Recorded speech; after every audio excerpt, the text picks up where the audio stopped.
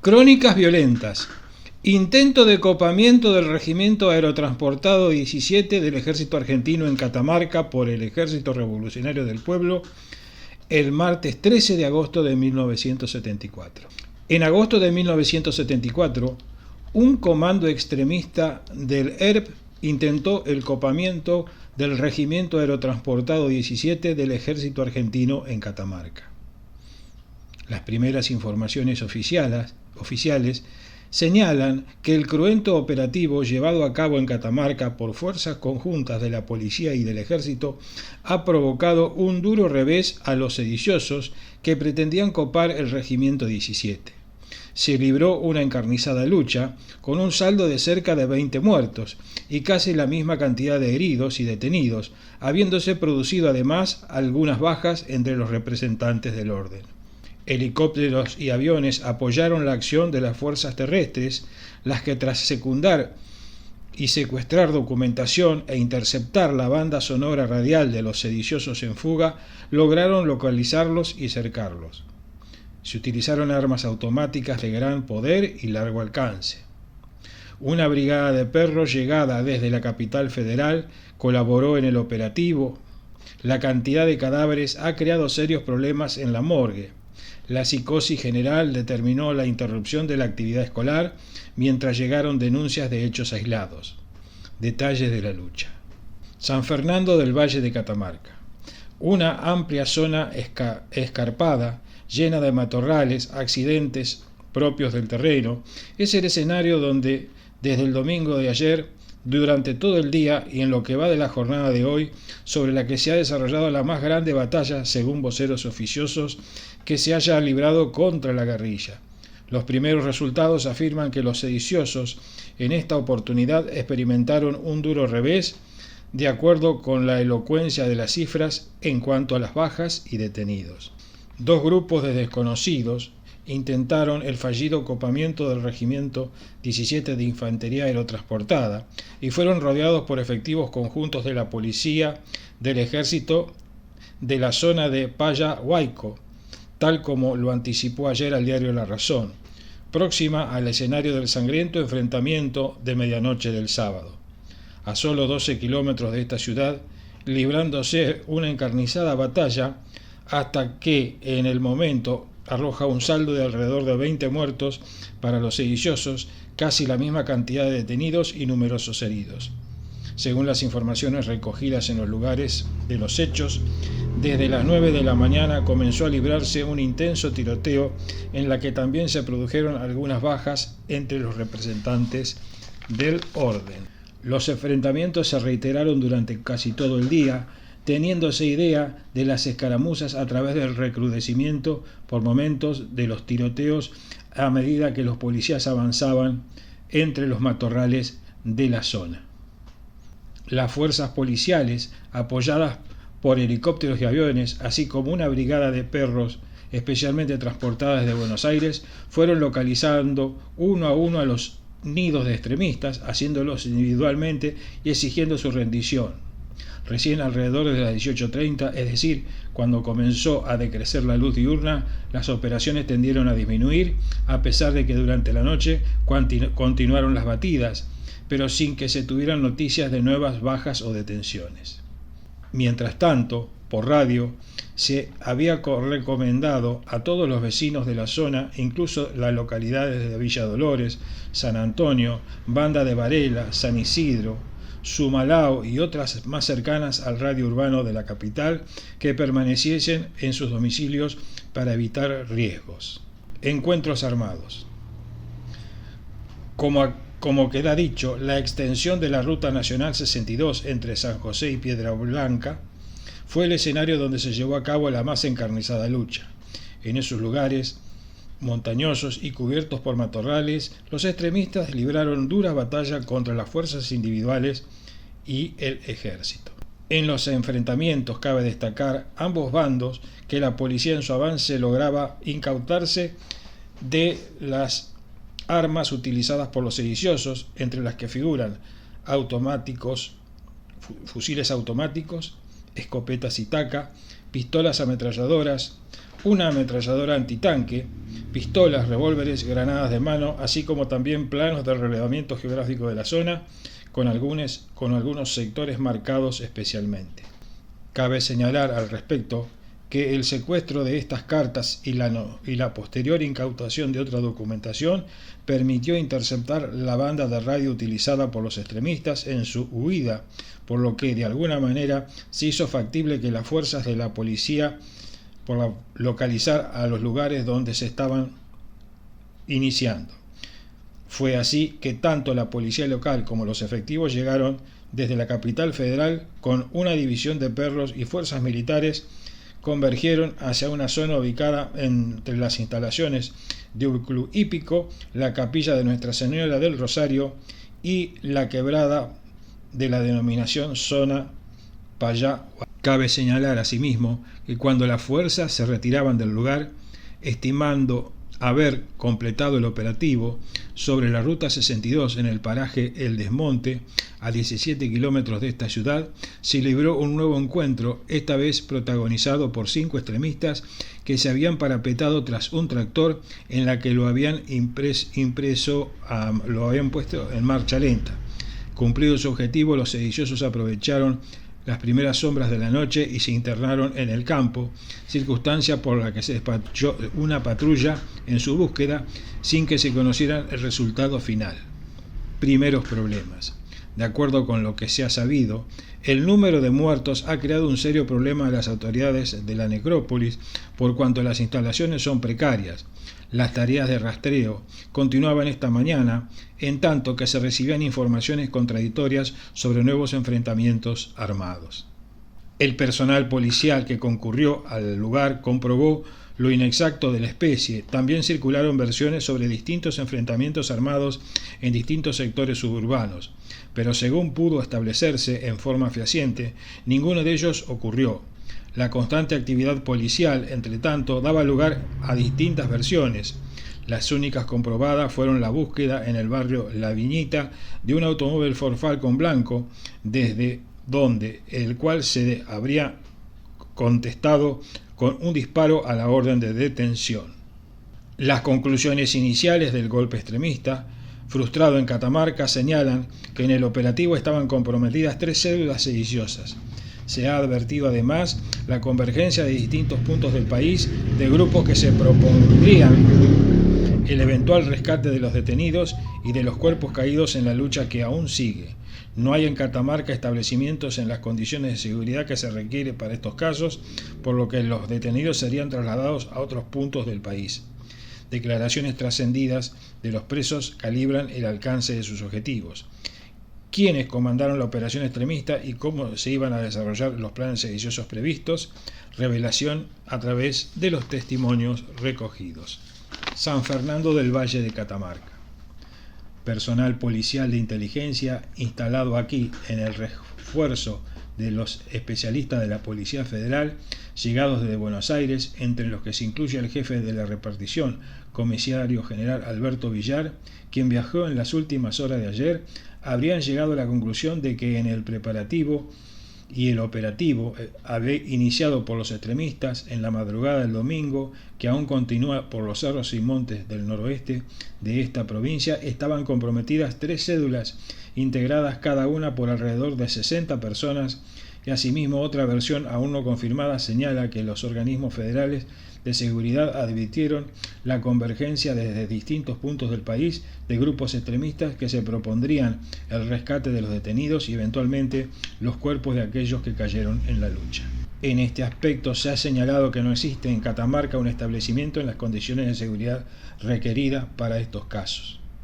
También el objetivo fundamental era hacerse fuertes en el regimiento, no para retirarse sino para resistir, confirmando la presunción inicial de que el frustrado operativo guerrillero tenía como finalidad asumir el control de la ciudad, robustecer la tesis que aún existirían apoyos aún no establecidos, incluso dentro de la ciudad misma, que podrían hacer ascender considerablemente el número de implicados en esta acción terrorista.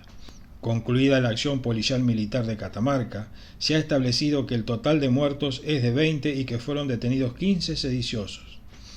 Hubo confusión en las cifras, por cuanto se sumaron víctimas de un accidente donde volcó un vehículo policial cuyos ocupantes quedaron gravemente heridos. Hay inconvenientes con la identificación de los extremistas abatidos. Las acciones finales se llevan a cabo en una extensa zona, actuando con la requisa alrededor de 500 hombres, incluyendo una dotación de perros adiestrados en rastreo. Las primeras conclusiones del sumario señalan que la operación guerrillera era de mucha envergadura. Se vivieron jornadas de gran tensión. Los grupos de apoyo estaban diseminados por la ciudad, en hoteles, hosterías y pensiones. Las declaraciones del chofer del micro, el armamento utilizado y las cifras que se manejan en torno a la movilización de los guerrilleros. San Fernando del Valle de Catamarca. Diario La Razón.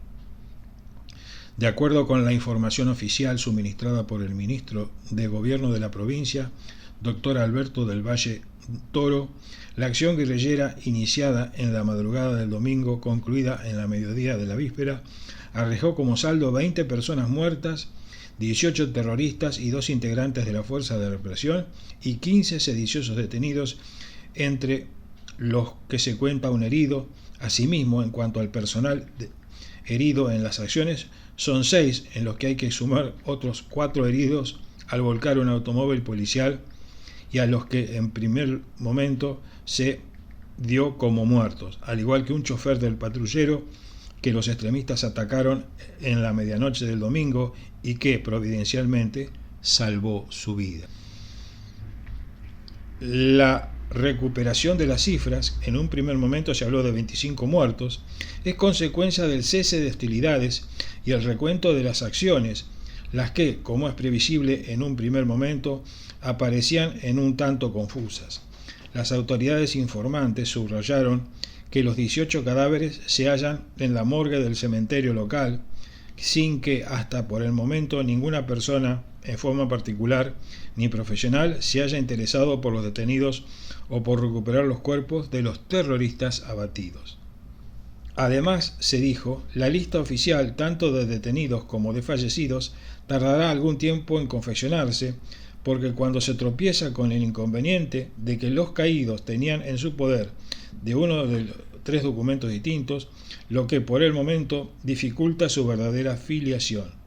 Al respecto se menciona a Carlos Tamagueli y Luis Víctor Amuega, cuyos documentos se indican como domiciliados en Córdoba, habiéndose sabido que con tales direcciones no se los conoce, ni siquiera tienen antecedentes policiales en la zona. La lista que el personal policial caído y herido en las refriegas son los siguientes: muertos, cabo primero del ejército Eduardo Barrionuevo y el agente del policial Ramón Francisco Acevedo; heridos los cabos del regimiento 17 de infantería Carlos Villegas y Antonio Guerrero, y de la policía oficial subayudante Manuel Saturnino Domínguez, y los agentes Elpidio Jaime, Francisco Tapia y el chofer Luis Alberto Müller.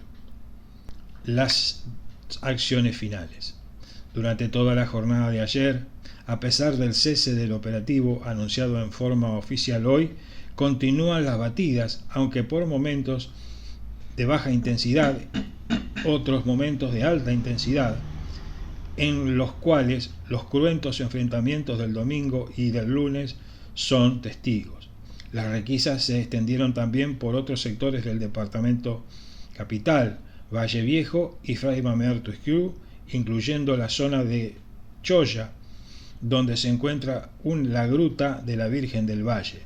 También la quebrada del río Tala fue rastreada por los efectivos conjuntos en dirección a El Rodeo. Tomaron parte de la operación alrededor de 300 hombres, incluyendo fuerzas de la Policía Federal con perros adiestrados para el rastreo. Asimismo participaron 150 hombres armados con modernos elementos para la lucha antiguerrillera, incluyendo motocicletas blindadas y también un helicóptero de la empresa de agua y energía que se encontraba accidentalmente en la ciudad y fue incorporado al grupo de represión. Hay que señalar además que recién hoy la ciudad recobró la fisonomía habitual al reanudarse los servicios urbanos de transporte en forma paulatina, la actividad en los establecimientos escolar. Presunciones. De acuerdo con versiones recogidas en forma extraoficial, entre el grupo de personal policial y militar que instruye el correspondiente sumario, además del que tiene a su cargo el juez federal, siempre dentro del mayor hermetismo, se estima que la operación preparada por los elementos subversivos era de gran envergadura. Dentro de los mismos lineamientos, se cree que al menos 100, la cifra se hace llegar incluso a 150, extremistas debían tomar parte del operativo que se asegura tenía como objetivo fundamental la toma de toda la ciudad tras dominar las instalaciones del Regimiento 17.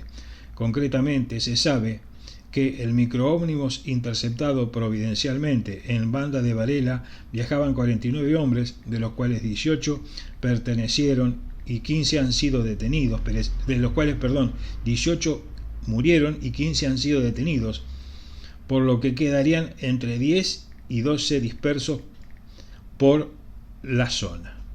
Según el argumento secuestrado y el armamento secuestrado, los extremistas usaron fusiles FAL con cargadores de 20 balas, metralletas PAM con cargadores de 50 balas, escopetas Itaca con cargadores de 7 cápsulas, con 9 balines cada una, ametralladoras FAP con cargadores de 20 balas, revólveres y granadas de mano. Según testimonio de uno de los detenidos, cada uno recibió la suma de 250.000 pesos viejos para sufragar la eventualidad de una fuga.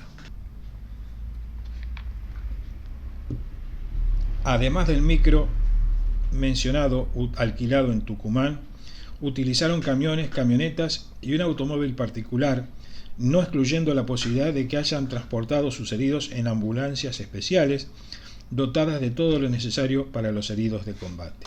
Además, si cada uno de los extremistas utilizó un arma para proveerlos, se debió movilizar un verdadero arsenal con todo lo que ello significa, en traslado, mantención e incluso depósito de custodia.